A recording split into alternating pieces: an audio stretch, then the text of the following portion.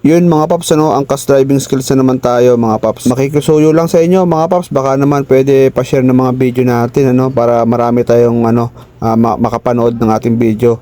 Kasi sa mga tropa natin na gusto mag-apply, matulungan natin, mabigyan natin ng tip, no. Ito lang naman yung natin sa kanila may tutulong, no. Para sa mga nagbabalak diyan mag-apply maging MC Taxi, mabigyan natin ng idea kung paano nga ba ano, mag-drive skills test, no, o driving skill assessment dito sa Angkas. Kung sakaling may mga kilala kayo na gusto mag-apply, so ito ang kailangan nilang mapanood para sila makapasok sa Angkas. Ganito lang kadali mga paps, oh. So ayan, ganyan lang yung gagawin nila. So kaya kailangan natin sila mabigyan ng konting ano, tip, no. Ito 'yun. Kailangan lang nilang kabisaduhin yung format na to, itong obstacles, nang sa ganun makapasa sila. Kasi pagdating talaga dito na pumunta kayo dito sa Angkas na ganto, diretso lang kayo sumalang. Kadalasan talaga mga paps, nasasayang yung punta kasi hindi pumapasa sa unang punta nila.